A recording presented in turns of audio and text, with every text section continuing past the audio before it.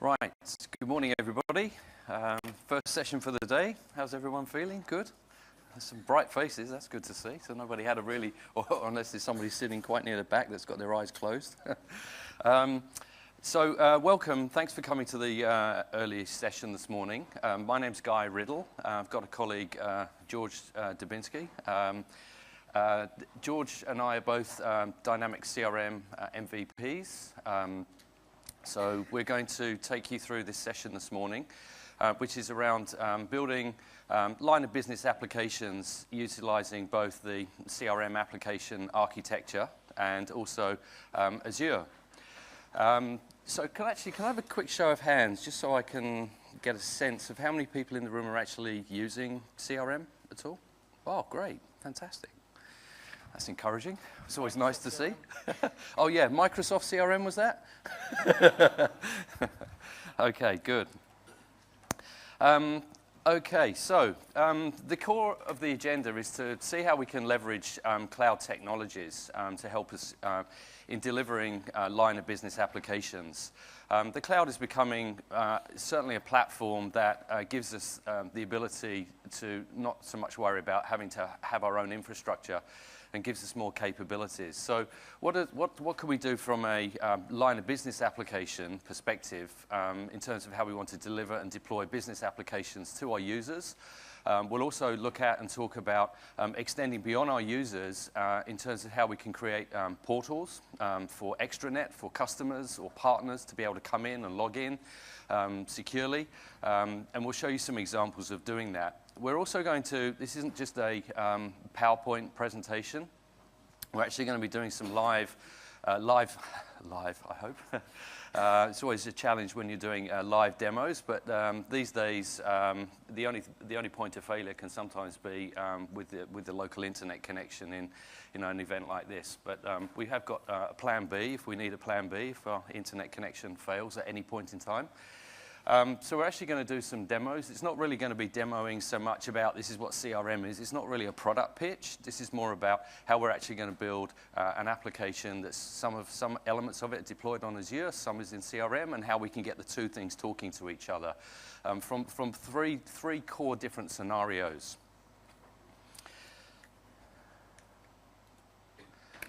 Okay, so just to set the scene a little bit, to make sure we're all on the same page, some of you have probably seen these slides or slides similar to this before.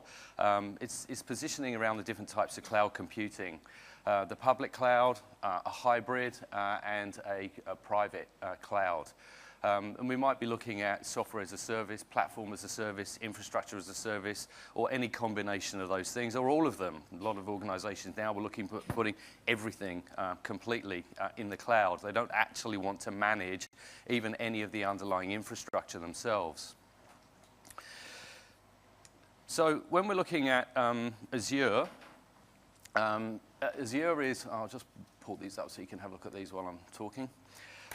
Azure gives us the ability to have the actual operating system, or Windows Azure, and SQL Azure gives us the underlying cloud platform.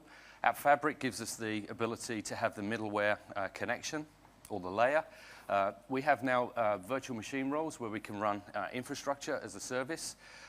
There's data as a service, the data market that's starting to pop up where organizations are making their data services available that we can subscribe to and incorporate within our environment. So there's a lot of data markets that are popping up where we can actually consume other data points as services. Might be, example might be exchange rates, where we're picking up exchange rates as part of our business application that we're subscribing to a data market service.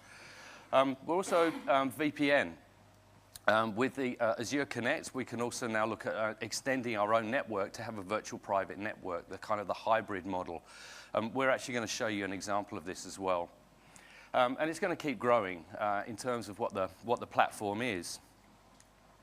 So life without the cloud, for some organizations, life without the cloud is basically everything. They're running everything on premise at the moment. Some organizations are starting to take advantage of some of those layers or some of those capabilities within Azure. But the key thing is that if the IT team or the IT department, the organization's having to manage all of this in terms of hardware, OS, deployment, load balancing, scalability, and performance, and all those other things, there's little time left for the actual line of business applications. So if we've got Azure on one side that can help us with a lot or a number of all of those things, what about the application? How can we what capabilities do we have for actually rapidly growing and building our line of business applications to take advantage of some of these new capabilities within the Azure framework? So this is where the CRM component comes in. Now, Microsoft ship a product. It's called Dynamics CRM. But what I want to try to help you understand, for those of you who are not using CRM, or for some of you who are using CRM as it comes almost out of the box, to think a little bit more broadly, some of you may have heard the term that Microsoft have started to put out, in not a mass marketing or a mass advertising way, but in a more sublime kind of messaging, is something called XRM. So what I want to do is just try and explain a little bit about what that actually means. So they ship a product called CRM. And part of the reason why they do that is because most people can relate to what a CRM application is. People can kind of touch it, feel it. Industry analysts can go, yeah, we know what that is. Gartner Group go, yeah, we know where that fits in the Magic Quadrant. Microsoft started putting out, hey, we've got this thing called XRM. Everyone's going to go, so what's that? No one else has this thing. How can we measure it? How can we equate it? How can we compare it to anything else? So CRM comes with a lot of capabilities. It is actually a rapid application development platform or framework. It incorporates the capability to do business process management.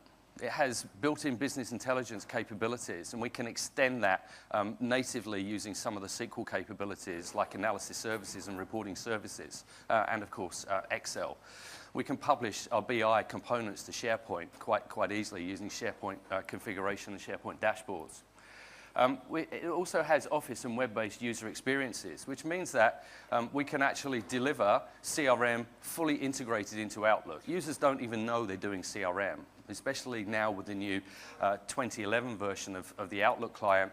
It's totally integrated as Outlook MAPI files, so it doesn't even look like it's been an add-on to Outlook. It's fully integrated.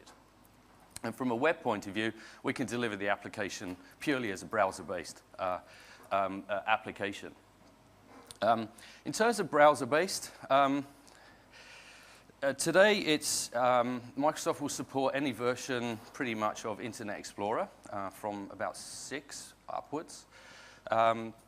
They have issued a statement of direction that they're going to open up to support other browsers. So for some of you who are either looking at CRM and thinking about their users within the organization, and you don't necessarily just have Internet Explorer, there is a statement of direction that has been issued that they will actually look at supporting other browsers. They haven't said exactly what the time frame for that will be, but they are looking at that. So that's there. Underlying shared infrastructure and services. Now, CRM can be either installed and implemented on premise, or it can be a 100% cloud-based service offering. It's run out of, from a regional perspective here, it's run out of the Singapore data center, same data center that's running Azure. So it's running in the same infrastructure within the Microsoft data center in Singapore. So you can run it completely as a cloud-based offering. With the online version, it is identical to the on-premise. You're not penalized in any way. There's no loss of functionality. It's one small thing that you can't do with CRM Online as it's branded, and that's to do with workflow assemblies. But you can use your own, you can put your own server-side code on for your particular organization or instance, and they provide a sandbox service, which I'll highlight in a moment. So the application can be extended. On top of this, you don't actually have to use the CRM functionality, number one. There are organizations using this platform to do all of these kinds of line of business applications, either as well as CRM for their commercial business, and they're building up other line of business applications for these kinds of things here. The second point about being able to create additional types of line of business applications with CRM is that you don't actually have to use the CRM UI. Okay? A lot of people don't recognize the fact that the portal that you get when you access the application and all the forms and all the UI components, you can actually push those to one side. You don't have to use any of them. You can create your own forms with your own style sheets because everything is actually made available to you.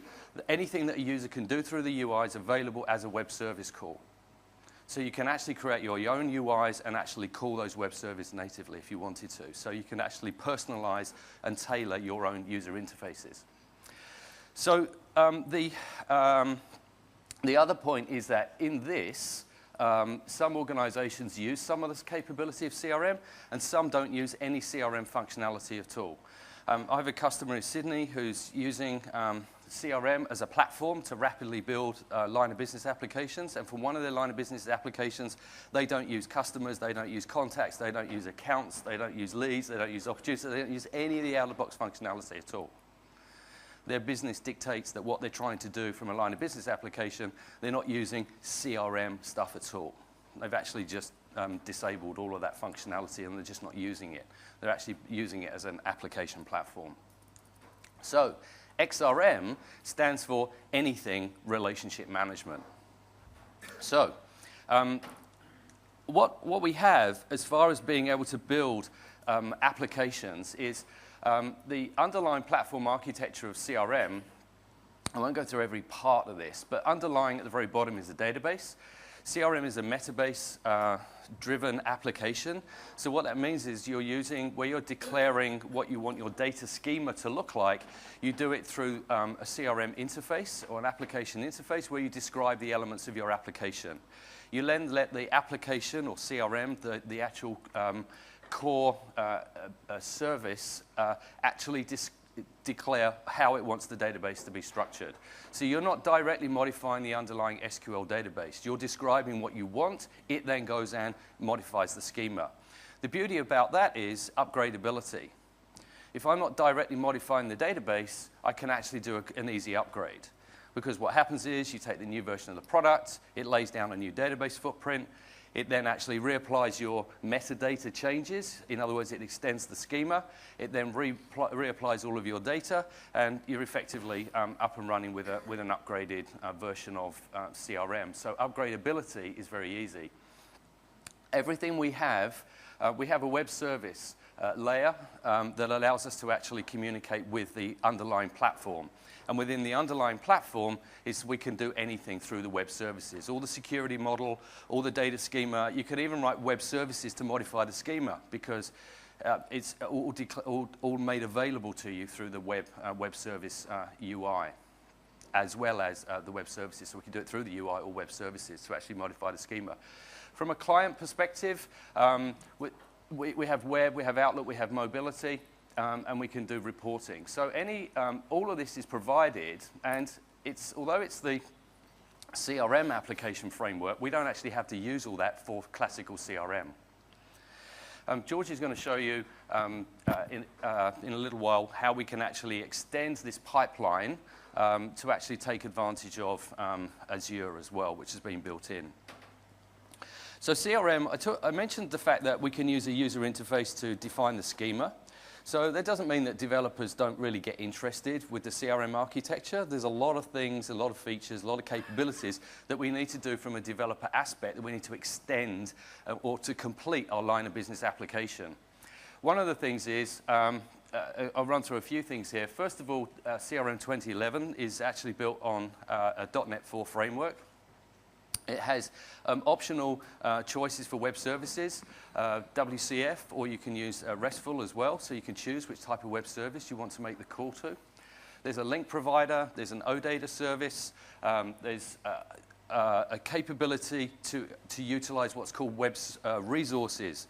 This is where if you are using the native CRM UI, you can drop web resources onto the page. So they could be a Silverlight control, it could be a picture, it could be a chart, it could be JScript. Any way we want to modify the user experience, we can drop web resources into the UI. We have actually got a hands-on lab this afternoon that actually talks about extending and extensibility of the UI. And one of those exercises in there is actually using the web resources to actually modify the UI and to put Silverlight control onto the form as well. Now, particularly for CRM Online, I mentioned that typically we don't usually touch the SQL database, and we have SQL reporting services. For CRM Online, Microsoft won't actually let you touch the database directly because they need to make sure that there's integrity and controls in place. So they won't actually allow you, if you're using CRM Online, to use SQL reporting services to actually access and run reports. You can still use BIDS, so the Business Intelligent Development Studio, to actually create reports, but the method via which you pull or retrieve data from the CRM database, if you're working online, is using a concept of fetch XML. Now, that's fully supported from a BIDS perspective, and then the nice thing about it is you can ask the CRM platform to generate the fetch XML for you. So you can go in a very nice point-and-click UI, using what's called Advanced Find, build your query, then you can hit a button that says generate the fetch XML for me, and it will open it up for you. You can then copy and paste that straight into your bids, and you've got your query string already built for you, so it does it automatically for you. There's a sandbox service. Typically that's built for hosted deployments where organizations, either Microsoft or a third-party hosting company, won't necessarily want you to run server-side code in an uncontrolled fashion. So there is a sandbox service where you can actually deploy your server-side code, and Microsoft use that for CRM Online. The event pipeline, George is going to talk about in a moment around the capabilities of integrating CRM to Azure. And coming up, there are going to be additional or other authentication methods. For on-premise deployments of CRM, it uses AD to verify and to authenticate users. For CRM Online, it uses today Windows Live ID. Coming later on this year, you're going to be able to federate your AD to CRM Online if you're running CRM Online, so that your users can experience a single sign-on and not have to actually have a separate Windows Live ID when they're accessing your business application that's running in the Microsoft data centers. Now, this next slide I've put in is an interesting one, and it's more aimed for people who are using SharePoint as well. I often get involved in conversations, as George does, and debates around when to use SharePoint and when to use CRM for some things. You know, SharePoint's an extremely powerful and capable product. So Microsoft put this little chart together. So I can't make any claims for putting this chart together, but it's one that Microsoft put together that tried to help and identify where they think the best products are best used for slightly different scenarios. So if you want very structured relational data, then the CRM or XRM platform is the best way to actually, and the best place to actually define that. And so on and so forth. I won't run through all of these columns. You'll get the slides and you can have a look at them. Microsoft did actually put a white paper together as well to support this structure. So it wasn't just a diagram. There is a little white paper as well that's available. If you did a search on it, you'd be able to find it. Okay, so let's have a look at some code, yeah, George? Okay. So we'll do our first demo. I'll switch over. Take a second or two to cut in. Here we go. Okay. What we did for the demo, we went online. As probably most of you know, that CRM Online is available in Australia as of CRM 2011. So we went online, we provisioned database, and that's what you get. So we thought, well, that's kind of exciting, but not very exciting because it deals with the sales, marketing, standard CRM stuff. We wanted to show something different, perhaps some other capabilities. So what we did is went to Settings, Dynamics Marketplace, and More Solutions. And basically you go and you look for donations. And here we are as donation management for CRM 2011. And we picked it up, installed it on a different organization, provisioned yet another one. You can provision them, okay? They cost nothing. You can try things, 30 days. You can trial, you can demo. The only limit is that you will run out of your live ID useful span. I think you can provision about 20 organizations per live ID. Yeah. It's like every time you provision, you get 5 penalty points. And once you get 100, you're gone. So you can't do anything with this live ID. So, but it's to try and avoid, I guess, spamming, that people are writing services and just generating CRM instances. So they put a restriction on the fact that any single one Windows Live ID can only be associated with up to 20 CRM organizations for the online system. So if anyone out here is a Microsoft partner and you're setting up trials for a customer, don't use your own Windows Live ID, because you might find at one point in time you won't be able to use it for any organizations anymore. Okay, so there is a max out at 20 for one single live ID for the number of CRM orgs you can create. Even if the organization is retired or deprecated, you still exist in the online setup database. So what we did, we took this solution and just imported it and applied to a fresh organization. And what we ended up with is a donation management solution. Now, it deals with things like member organizations, constituents, with programs, pledges, donations, and so on. You can rename, as most of you know, you can rename any of this. If you don't like constituents and would like to call it a donor, you can certainly do that.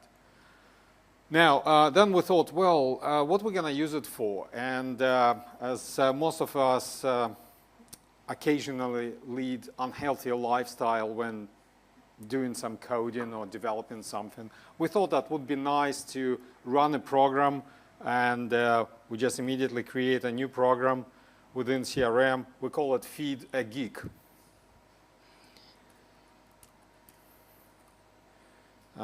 We'll start it today and say we 200,000. We're really ambitious. So, mind you, this solution is more than meet the eye. It's got some plugins that roll up all the money values, so it calculates some progress value, money values for donations, and so on and so on.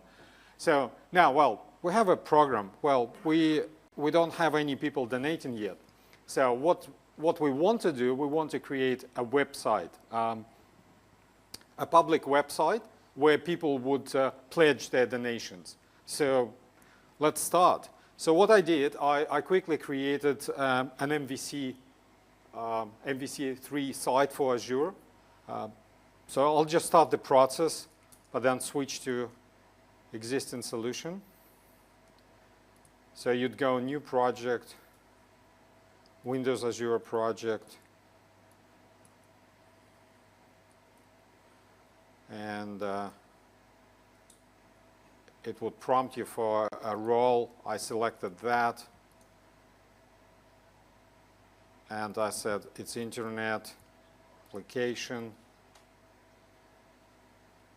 and it creates a website. Okay, and if you run it, it displays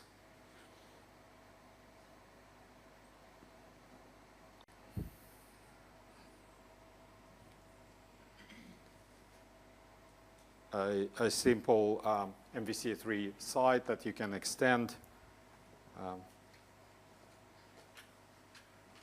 Takes a bit of time first time, because what happens since I marked it for Azure, it initializes a local Azure storage.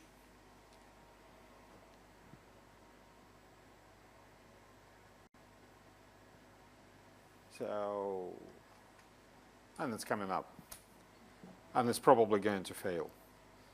And the reason is that utilizes SQL Express out of the box when you generate. It points to SQL Express, which I don't have. I have a full SQL server here, which we're not going to use anyway because it's not a member site, so we can safely remove that code. It's going to time out and fail on that. Yes, so it's just looking for a SQL server that doesn't exist.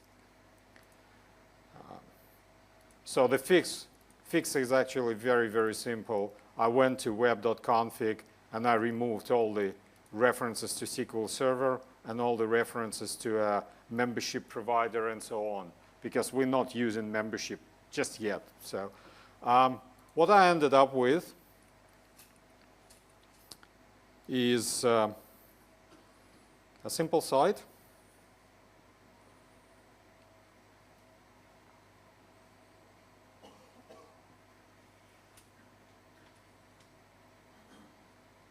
Okay, that looks like that. Nothing there yet. Just what we want to create as a next step is, say, if you want to donate, to start with, give us your name, email address, and we'll get back to you. We'll put you on a list, and we'll get back to you and see what we can do. So if you're interested. So that's what we're going to do. But where we're going to record it? Well, in Microsoft CRM. We want to create prospect records in Microsoft CRM, the CRM data, the instance that I showed you earlier. So let's get to it. So first of all, what I did, I created in MVC a simple model to hold first name, last name, and email address. And then basically I need to modify a layout. I'm not going to bore you with typing. I'm not very fast typer, so I'm just going to pick.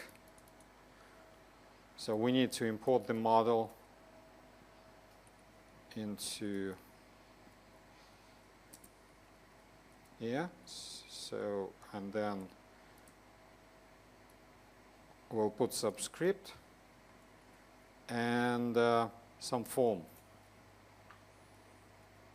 So basically I could have typed all the form fields manually, but MVC shortcuts do a nice job of tying the model into the form, so I don't have to do any heavy lifting once the user hits submit.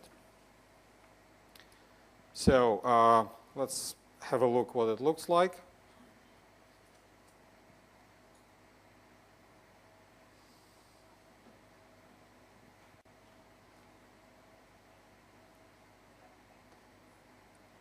Well, I like it. Okay, so yes, we want to register as a donor. So the next step would be to take the submission and put it in CRM, as simple as that. So let's have a look where it's going to end up in CRM. Not here. That's our. Now we're looking at the prospects because they haven't donated anything yet, so we're just looking to record a prospect. We have some data here.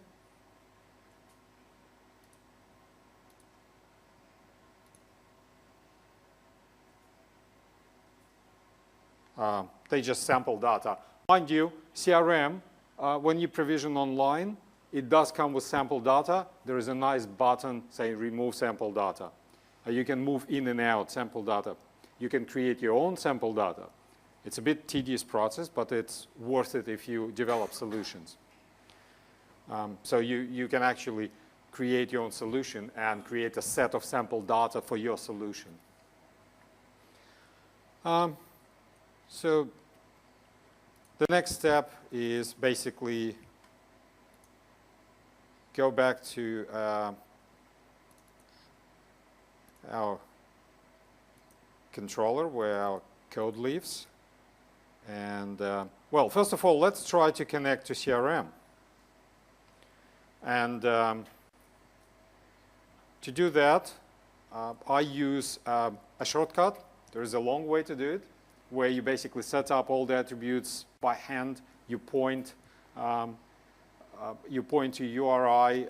You use discovery service to find out what organizations you have access to, so on, so on. I said, now we're going to use a shortcut, and the shortcut works like that. You define a connection string.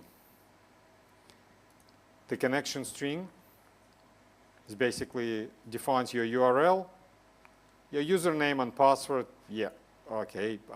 If you don't want to put it, you can build it on the fly.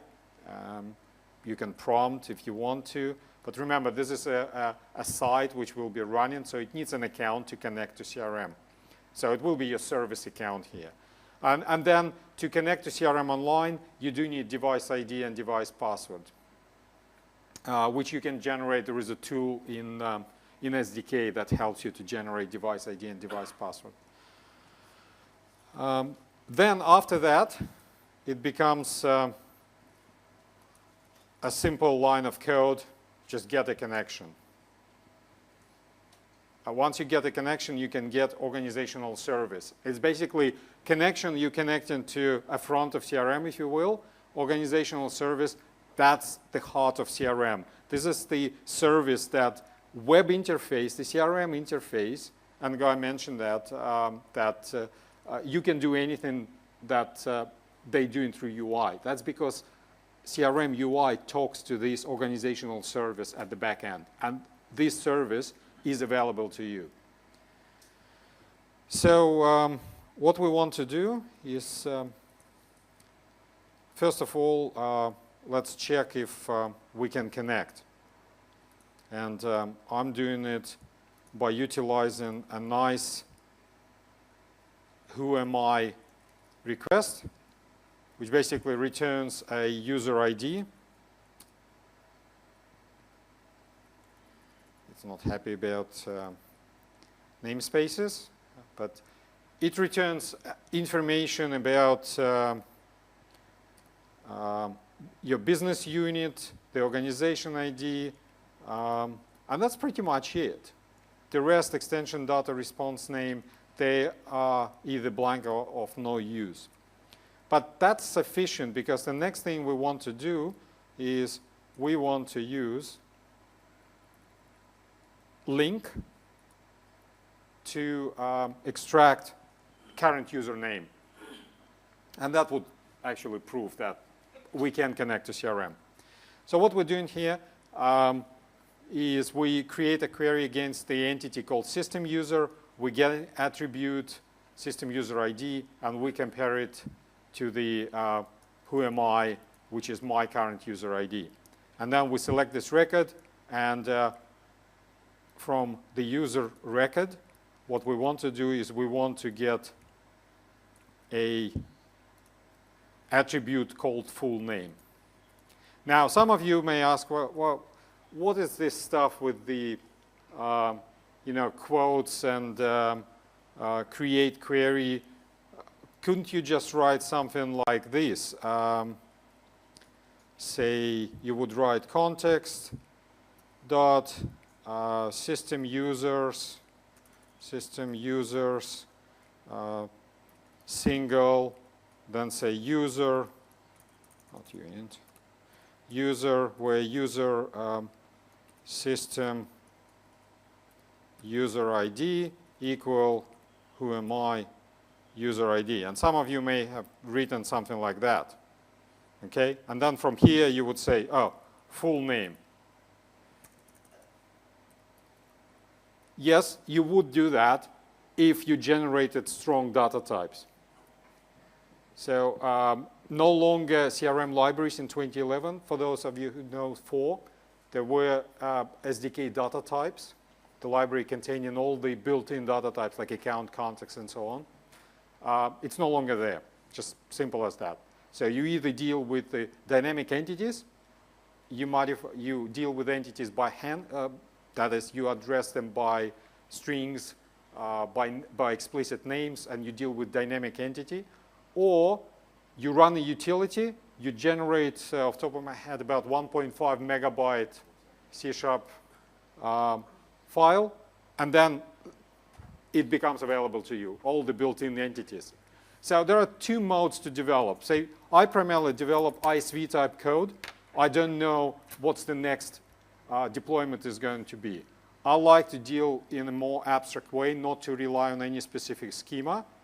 If you're working in enterprise and you're working on a large project, it's usually beneficial to generate your code and deal with strong data types and IntelliSense, especially if you have a team of developers. So either way is valid. Here, I just don't want to generate, against the CRM Online, that would take some time to generate all the classes. So I'm just dealing with the dynamic entities. OK, let's see if that can connect. So we're just connecting and extracting who the current user is, and we put it in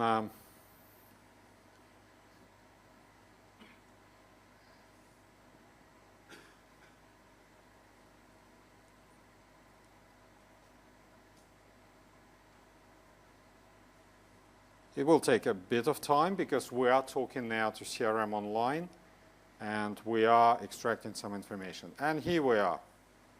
He was the one who provisioned that, and I'm running as his account. So it works. OK, now let's put some stuff in. So we did create the form. So all we need to do now is, well, when I'll just walk through this code. It's a very simple code. So when post happens with the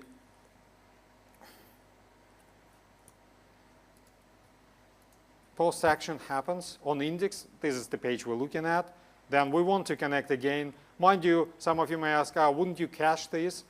Yes and no. They are cheap operations. They are cached internally by the libraries. So unless you specifically say in configuration that I don't want them cached, I want separate connections every time, this is just fine. It's very fast. So if submission is fine, what we're doing, we're creating a new CRM entity called lead. Probably you notice it's called prospects. It's labeled prospects in CRM. First name, last name, address, subject of the lead. I was saying potential donor from the website because it could be from a phone call, could be from a business card, something else. We create, we push the changes. Create just queues up the changes and save. And we say, we return and say, thanks. I created a single view. It says, thank you. It's a very simple view. It just says, thank you, we'll be in touch. Let's see if that works. So remember, I'm running locally and talking to CRM Online. Well, whilst it's building up and doing that, I have to say that I'm actually not running locally. In fact, I'm using a hybrid cloud because this machine, it's a virtual machine that runs, I don't even know where it is, but it's run by Microsoft and provisioned for me, and they were generous in giving me something like 10 gig of RAM, and that's it. I don't know where is it. I just know the address to connect to. I'll be the first.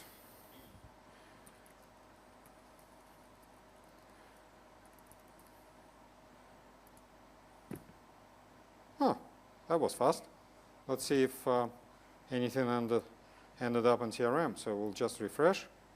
Here I am. And that's CRM Online. OK? So that works. Let's see if we can push it to Azure. To keep the long story short, what you need to do is the rest is kind of mechanical. You just package it. Package is ready. Then you go to Azure.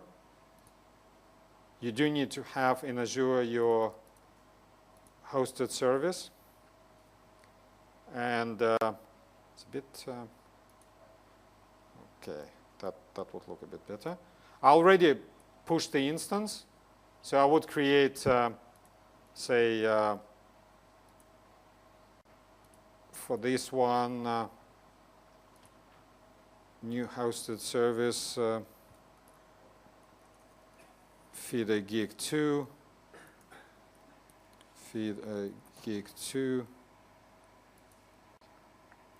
Now don't deploy.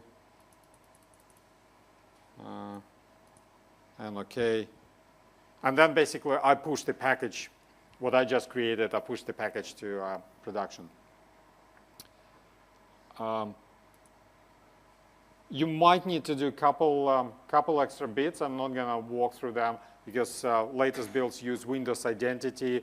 There are documented issues. You need to register manually Windows identity in your Azure deployment. It's certainly doable. It's not happy about something. Oh, it says where you want to sit. I say, well, Southeast Asia is fine. OK, and it started creating. I already have a production deployment, one instance and one role. So, and it looks like if we go into the website, and the website would be feedergeek.cloudapp.net.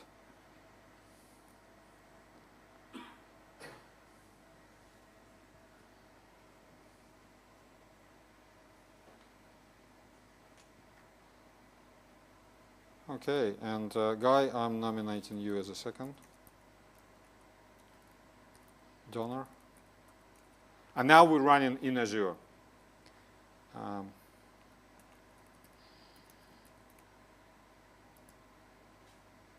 OK, let's go and have a look.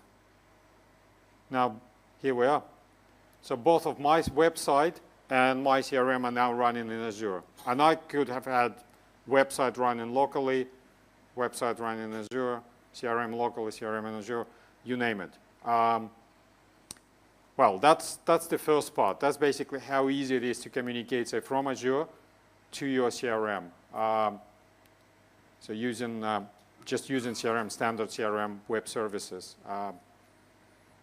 Costs you basically very little, very, very reliable. So shall we do the second one as well, or you want to? Yeah, I'll do the. I'll just do a quick intro of it. The one with the endpoint. No. I think. OK, you want to. OK, so that's. Do you want to do that one with the endpoint quickly? Yeah, I'll do endpoint. OK, I'll because introduce it's really this piece, nice. and then you can do. Then you OK, can do that. now what I want to do. Can we flick back, please? The second part is quite interesting and actually very exciting. So I'll just walk you through the whole process, virtually end to end. What I want to do, let's say our Feed a Geek program accepts donations, and we put in donations into our CRM, and it runs in CRM Online. So we use CRM Online, we're pushing there. But let's say our accounting system is on premises. They wouldn't put it up there, don't ask, just it's on premises. Now, and we want to push donations to our accounting system. Yes, we can run reports. Yes, we can export to Excel spreadsheet, you name it. But we want to do it right there, right now. The moment donation hits the database, we want to take it. And there is some of you know that there is a plugin model which allows you to extend CRM pipeline and basically grab the data. So how do you do that? So basically now we're sitting behind the firewall on premises, and we want to know when plugin fires in CRM Online. How does that work? Well, that's where Azure Service Bus comes into play. And effectively, I'll show you the single picture. Basically, you define an Azure Service Bus endpoint in Windows Azure. Then, behind your firewall, all you need to have is a port 443 open, outbound, not coming in, outbound. And you start listening. CRM allows you to define a plugin which will push execution context. Whatever comes into a plugin, it will push it down to that endpoint as well. And your listener will get notification. How cool is that? You're sitting behind the firewall, CRM Online fires, and you get the full execution context. Well, there's no free lunch. It's only asynchronous. You can't push it synchronously. But it can be two ways. It can be queued. You don't have to run listener. It can be just a queue. It will time out eventually, but it gives you a chance, say, to restart listeners. It can be two-way. You can return data. It can use REST points. But let's just walk through. What I want to do is I want to go to my CRM. I go to settings, solutions. Of course, all this setup involves certificates. You want it to be secure. You don't want anyone talking to that endpoint. So basically, you need to register your CRM as an issuer to that service bus point, and you want to register your listener. So here's, mind you, the donation management, and it's managed solution that we plonked into our CRM to make it do donations rather than sales. So we're going to developers resources, and this is what we want. We want to download certificate, and we want to remember that it's crm5.dynamics.com, the certificate issuer.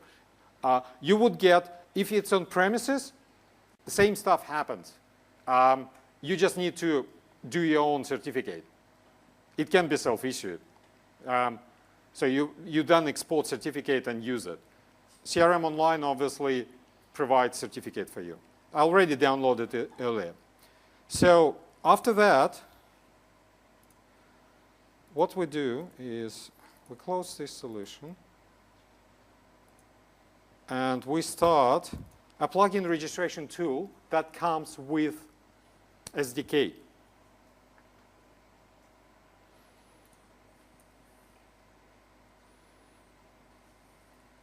Also starting the one endpoint, we will need this endpoint. I'll just want that. Thank you very much. Here we go. So already created. Let's connect. It prompts me for credentials. I and George for the win.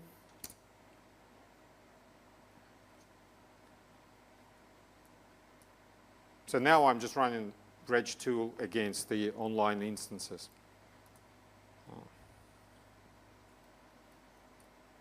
Okay, I've got two organizations. I'm interested in charity. So now what I want to do is now to register a plugin, but very special one, which doesn't involve any code on my side. All I'm saying, this is plugin, please talk to this endpoint. Whilst it's doing that, we actually need the endpoint, right? The Azure Service Bus. So in Azure, we're going to Service Bus. I already have the endpoint, so I'll create another one.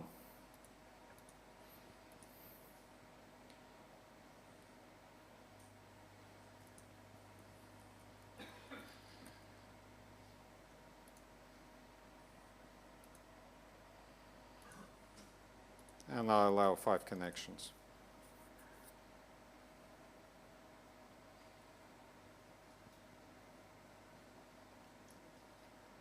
So it's activating. In the meantime, we'll switch here.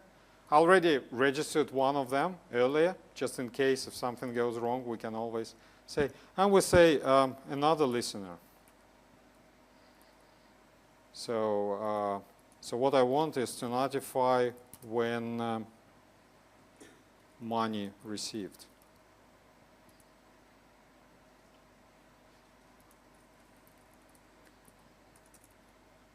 Service. This is, you define the namespace. No, sorry.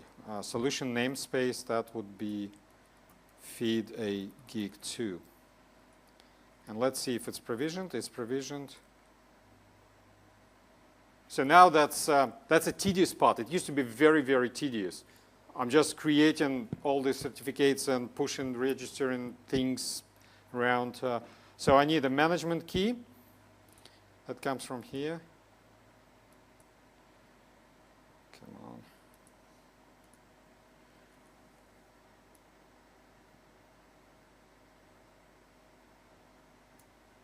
Sometimes you do need to refresh.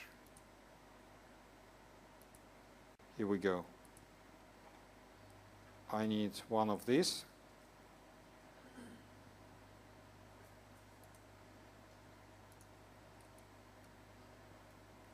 I need CRM certificate.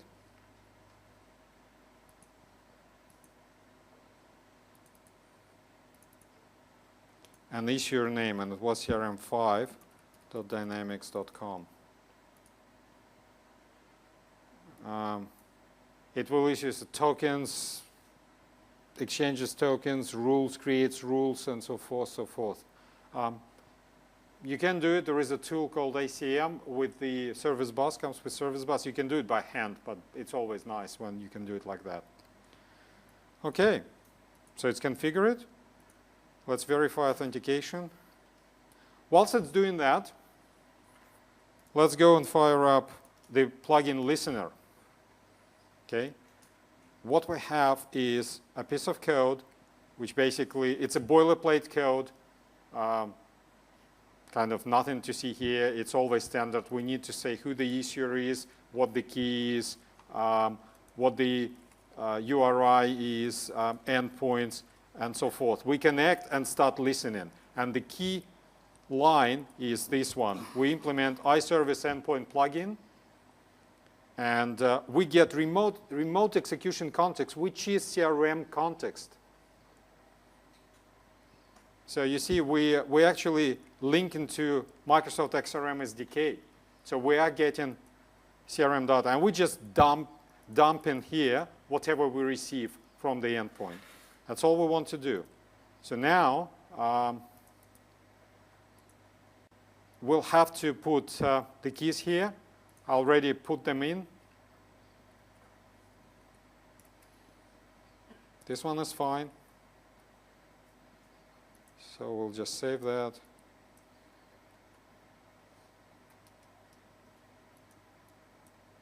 Come on.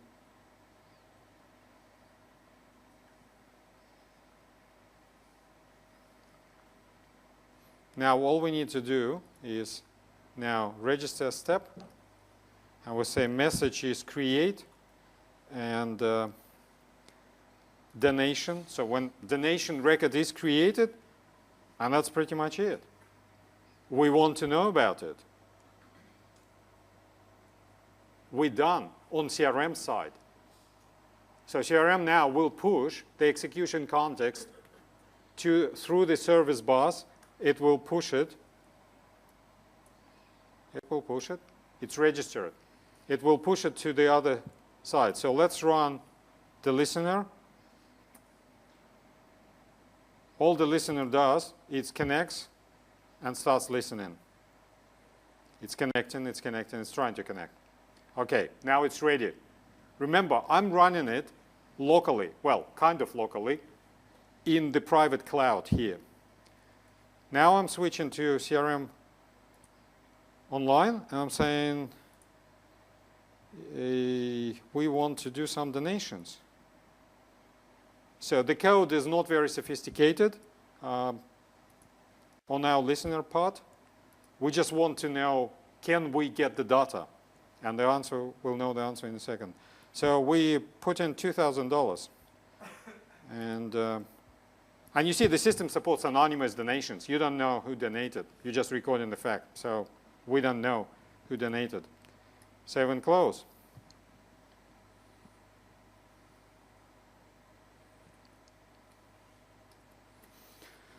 One and two and three and four and five and six. Ta-da! And here you go. It dumped everything, all the attributes, everything. Execution, context, business unit ID, who the owner is, who the user was, all the attributes. Here's your $2,000. Right here. We don't know who donated. but we've got the amount, we've got the data types, we've got everything. So basically now you're sitting on premises, you get an execution context, you've got all the data, you can do whatever you want. And you're sitting behind firewall. So that's actually quite an achievement. And your CRM can be behind firewall, talking through service bus. All they need is 443 outbound. So it will be easier for you to talk to your network guys and tell them, look, all I want is browse HTTPS. That's all you want. So, OK, over to you. Okay, right. Thank you. Right. So we can use the, we can take information into CRM and from an Azure website, and we can actually push information back out. We can actually, there is actually the ability for us to write information directly back to SQL Azure if we want to as well through that plugin capability, as well as utilizing the listener. There are some websites that are running on a combination of CRM and Azure. I'm just going to pick out one for a second, if this will come up for me. Sorry, I'm just in a PowerPoint.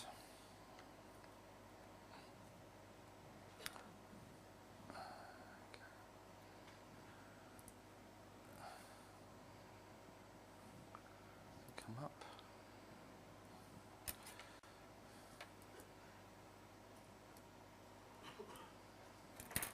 Is there a toggle to switch windows on here? Is there a toggle to switch the windows on here? No, yeah, Control P. Oh, you right, got, okay. Duplicate. Okay. You want to use mine and browse here? No, that's all right, because I've already got the okay. the pages open. Over to the next window. Okay, all right. I didn't know whether you were doing that. Okay.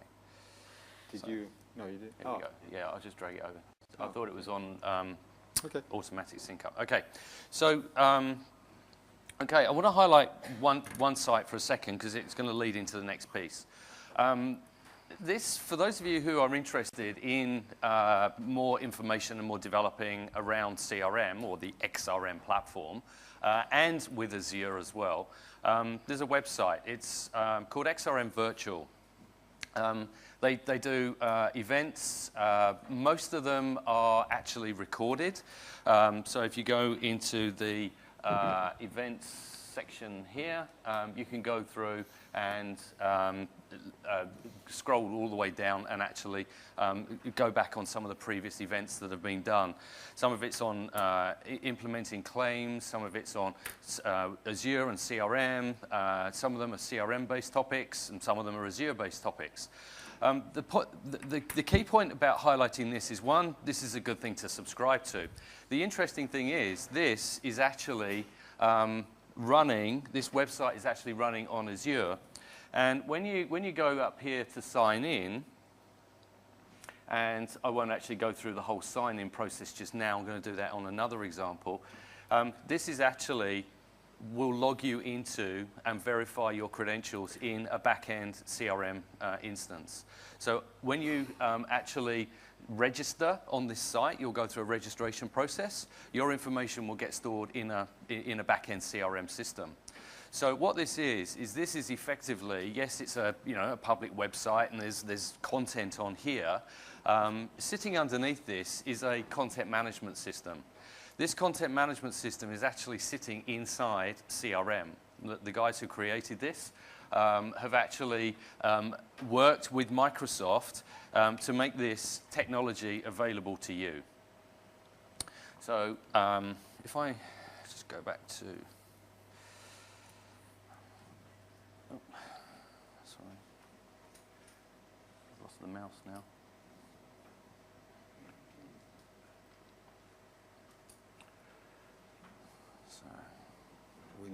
Windows P. Yep. I'm going to do duplicate, it's easier. Okay, so that site. Okay, so let's just go back to the slides for a second. So the point there is that this portal concept, a lot of people want to actually integrate their website and a back-end database engine. Some people use a content management system, and the data of people registering sits, to a degree, isolated in the CMS system. What this kind of capability is allowing you to do is, rather than the people subscribing and registering for your website sitting in the database of a CMS system, you can actually pull that information into the CRM system, and then you can actually have other business processes and business rules around it. Which was the example that George was showing you. Rather than just somebody registering and that information sitting isolated in the CMS system, it was going into CRM. There might be workflow rules, there might be business rules. We're now tying donations. We're now looking at how many donations a particular person has made over time. We now might want to do outbound marketing on that person because we've got a new project or new promotion that we want to do. We want to do outbound marketing to prior people who have donated. So you get the whole context. So what this is that website, XRM Virtual, is a front-end portal basically to a Microsoft CRM database. That's actually a free, available download for you, and it's available in the marketplace. George showed you, he did a search in the marketplace for donation. If you search for portal, you can download it. Here it is here in the marketplace. It's the customer portal for Microsoft Dynamics CRM. There's also another one which is a partner portal, which has some extra functionality in it. And what this allows you to do is basically go through the process of actually integrating your CRM instance. I'm just going to demo it here quickly. Okay. Okay, so here I've got a back-end CRM system. There's a content management capability here. So when I install the portal, it extends CRM to create this extra area called content management.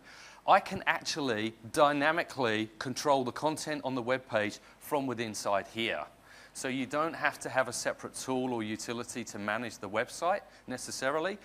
You can still obviously skin the pages however you want to. And you can see I've got the portal here. So, all the definition about the portal is stored within CRM. All the pages are identified in here and what they're called. So effectively all the content is actually being managed directly from within CRM. So you can actually use CRM as a CMS as well if you wanted to utilize that. So let me just close out of this.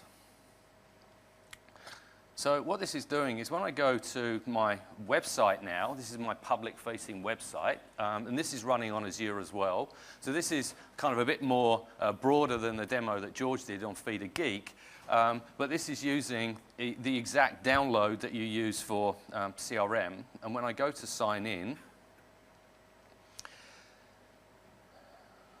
when it wakes up,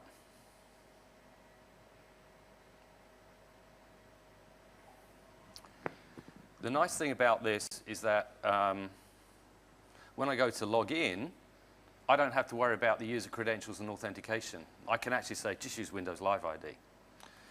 So I don't have to worry about my customers forgetting their user ID or password. I can let them manage it themselves. We'll talk about ACS in a second, quickly. So what this is doing now is passing in that Windows Live ID, is verifying it against a contact record in CRM that has been acknowledged as having portal access. And now, when I'm inside here, I'll just close that down, I can do various things inside here. So I can go, I want to manage my account. And this is all on the same concepts that George showed you in the demo. I'm just extending it out here. So this is linking up the ability to directly access my CRM information. So at the top there, my account information, so who my company information is. And down the bottom is my contact details. So if I want to go and modify my contact details, I can go and I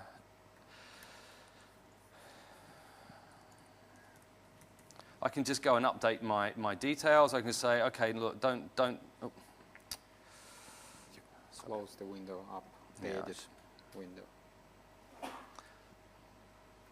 I can actually go and uncheck any of these. and then I can update my account. And what this is now doing is this is now talking back to CRM. So it's saying my profile's been updated successfully.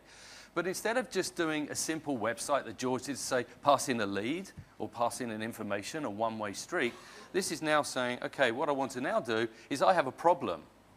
I need to register a problem or a support incident with you. So those kinds of things here, I can do from here. So I can look at my past ones, I can look at my active ones, my closed ones, and we can control which users can do what on the system, so whether they can create new ones. We might want to publish the knowledge base. CRM does have a knowledge base, so we might want to punch up information out so people can do that self-service capability. I might be running events. So what I want to do on the event calendar is I actually want to pull up events out of the CRM system. So what this is doing is giving you the ability to have your extranet portal directly talking to and working with your underlying XRM or your application underneath. And this portal with, obviously this has been skinned for this demo called Contoso, but you can actually change the skins as you need them. But all the talking, all the capability, all the authentication is actually done for you. And as I say, that's an availability as effectively a download. For ACS, have you got one configured there? No, but I want to piggyback on the portals, 2 minutes. Okay. I just want to, yep. So one of the things, just while we switch, no, wrong one. Oh. So one of the things is now coming is that with ACS 2 on Azure, if you want to start. Yep. Basically, I'm looking at the same portal with the source code. So it just runs on my machine with the source code. And authentication is changed to Active Directory. So it assumes that, say, portal is public, and you can log on using your Active Directory. So it would pass to CRM your Active Directory credentials and authenticate you against CRM using Active Directory. And I thought quickly, hold on, what about if I'm running it as intranet? Can I actually, I know who the user is. So what happens next is, what I did is tiny changes. I went to here and said Windows. We don't need that. We do want to impersonate to know who the user is. The only other change I did is that the code assumed that the user returned is a contact. Now, that works if user is explicitly authenticated. When it's implicit, it doesn't work. So what I did is, this one. What I did, I just did the simple code that looks up user by name. We know who the current Windows identity. We know current Windows identity. So I'll just hook it up by name. Okay. And here I'm using strong types. So I said system user, give me a single one where domain name equal current Windows get current name. And then I look up the context where contact is associated through this attribute with the system user ID of the current user. That's actually the only change that I did. And so that was, that's actually the site. Yes, that's the site. So now I go to cases and knows I'm actually linked to a CRM user, and I can open new case here. It didn't prompt me to authenticate. Well, big deal, you say. But the next step would be, and we're a bit of short on time on showing it, and it's a bit involved process, but there is a new concept called Azure Connect. Anyone using it or try to use it or know what it is? No? Basically, it allows you to take your Azure instance and bring it and make a member of your domain. Okay? So basically, you will have an absolute mix of cloud services and your domain. So basically, you will have you can use Azure as a platform, but bring it as a member of your domain. So I could take this portal, publish it in Azure, and bring this Azure instance as member of my domain and let people use it. So I don't have to run web services. I don't have to do anything. Azure will manage it for me. It will sit in the cloud. So that's where the power comes in. It's a new one. It's in beta now. You can register for Azure Connect. It's a bit involved process to define the groups and connect things. Obviously, security is very important. So you will deal with certificates and endpoints and so on and so on. But the capabilities are endless. It's another mix of private cloud and public cloud. Yeah. Okay. Over. So as you've seen, so you can configure your portal if you want to use Windows Live ID. That's there right now to be able to download and install and configure it. You can use authenticated users. And with the ACS2, so you can have your customers, your partners log in using their Facebook account, Twitter, Gmail, utilizing ACS2. There's going to be an upgrade to that portal available imminently that will allow you to actually do that. So instead of just purely being Windows Live ID, you can actually allow for other authentication methods as well. As far as resources are concerned, I mentioned about the XRM virtual website. It's good to sign up to that. You'll get information, and obviously it'll pass you to sort of various resources. For those of you who are looking at from a developer point of view and understanding more, there is a CRM 2011 training kit. If you search for that text, it's also linked obviously in the slides when you get them. You can actually download the developer kit. It's got about a dozen like hands-on labs inside it that will take you through doing all sorts of capabilities, whether it's extending the UI, creating dialogues. I think it has actually got an example of the Azure integration in it as well from memory. There's also a Windows Azure training kit. There's some white papers, building business applications with CRM. For those of you who are actually using SDK. SDK, it's number one. It should have been there. The CRM SDK as well. There was just an update to that beginning of this week. Was a new update to the SDK. Okay, so we're done on time. So if, as always with these sessions, you have the opportunity to win. This time it's one of those sort of air touch mouses, which are very nice. So thank you very much for your time this morning. George and I will be around if you want to ask us any questions. As I mentioned, there is some hands-on labs available downstairs for CRM if you want to go and sit and do some. One's on dialogues, one's on setting up some of the Windows Azure credentials and capabilities.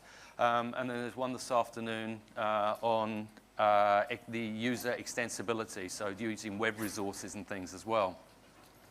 So thank you very much for your time. And